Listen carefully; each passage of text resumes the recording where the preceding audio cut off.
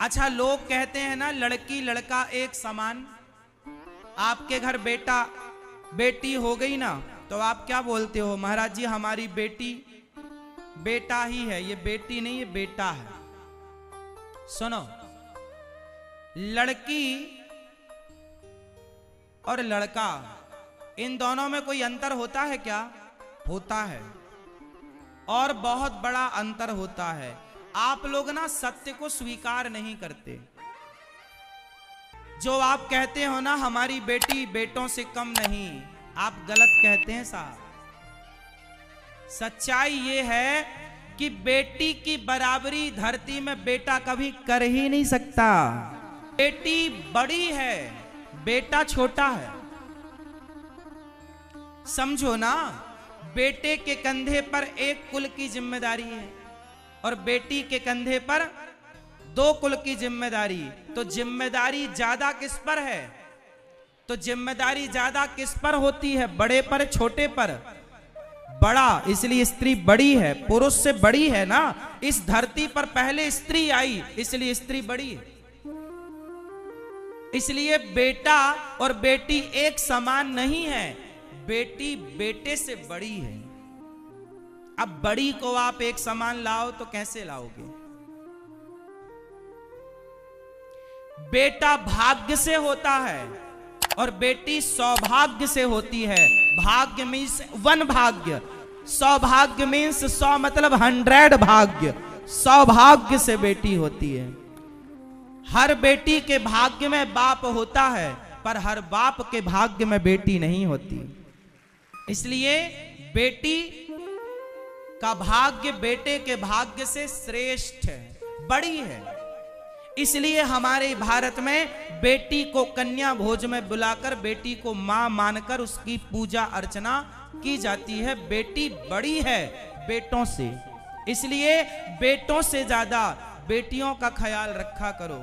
और बेटियों को, कुछ बेटियों को लगता है हमारी माँ तो हमसे प्यार ही नहीं करती, हमारे पिता तो हमसे प्यार ही नहीं करते, हमारा भैया बाहर घूमता रहता है और हमारी माँ बस हमें घर के भीतर रखती है। अंदर रहो, रात हो गई, चलो अंदर रहो। हमारा भैया कोचिंग करके आता है, 1 घंटे घूमता है, हम जरा 10 मिनट लेट हो जाएं तो माँ हमारी छाती पे चढ़ जाती है, कहाँ थी तू आधे घंटे, कहाँ थी तू, समय का हिसाब दे, कहाँ लेट हो गई तू।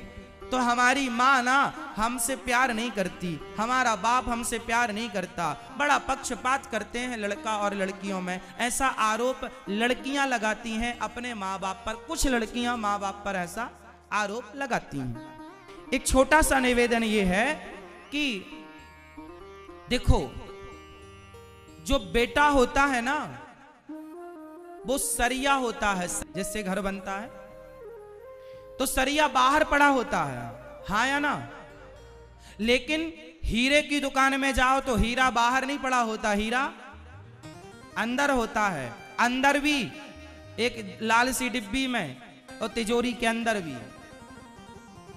तो हीरा तिजोरी के अंदर होता। तो जो बेटियां हैं उन्हें घर के अंदर इसलिए रखा जाता है क्योंकि हीरे को घर के अंदर ही रखा जाता है।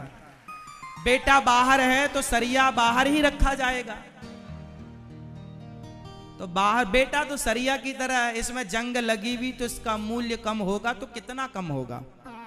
₹2 कम बिकेगा। लेकिन हीरा में यदि कुछ दिक्कत हो गई, जरा टूट गया, तो फिर हीरा तो पूरी कीमत खत्म हो जाएगी उसकी। 1 करोड़ का हीरा है और गिरने से चटक गया तो टुकड़े 2 हो गए, तो 1 करोड़ अब तो कोई लाख रुपए में भी ना लेगा उससे। इसलिए बेटियां हीरे की तरह हैं, इसलिए उन्हें सहेज के संभाल के रखा जाता है।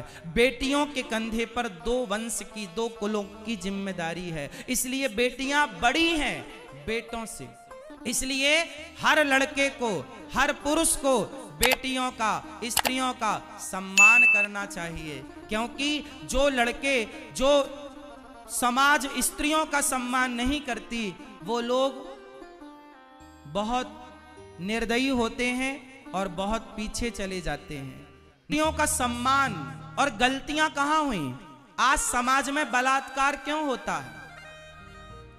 इसलिए होता है क्योंकि आपने स्त्रियों का सम्मान करना सिखाया ही नहीं। पुरुष नहीं जानता कि स्त्री क्या होती है। चीजें पढ़कर नहीं सीखी जा सकती साहब। बेटी को किताबों में कितना भी पढ़ लो, ना पढ़ पाओगे। जब तक बेटी आपके घर पैदा नहीं होगी तब तक आप बेटी को नहीं पढ़ सकते। स्त्री का सम्मान आप तब तक नहीं कर सकते जब तक आप अपनी मां का सम्मान ना करें। जो अपनी मां का सम्मान करेगा वही नारी जात का सम्मान करेगा। जो मां का सम्मान ना कर सका वो पत्नी का भी ना करेगा, बेटी का भी ना करेगा, और समाज की किसी बहन और बेटी का भी ना करेगा। इसलिए अपने बेटों को पहले ऐसा बनाओ कि वो स्त्रियों का सम्मान करे। इसलिए जिस मां के पेट में 9 महीने गुजारे हो, जिस मां के लहू से तुम्हारी सिंचाई हुई है, उस मां का, उस नारी जात का सम्मान करना सिखाओ अपनी औलादों को, अपने बच्चों को। इस धरती में प्रथम स्त्री का जन्म हुआ, इसलिए हर पुरुष को अपनी पत्नी, अपनी मां, अपनी बेटी, अपनी बहन का, प्रत्येक नारी जाति का सम्मान करना चाहिए।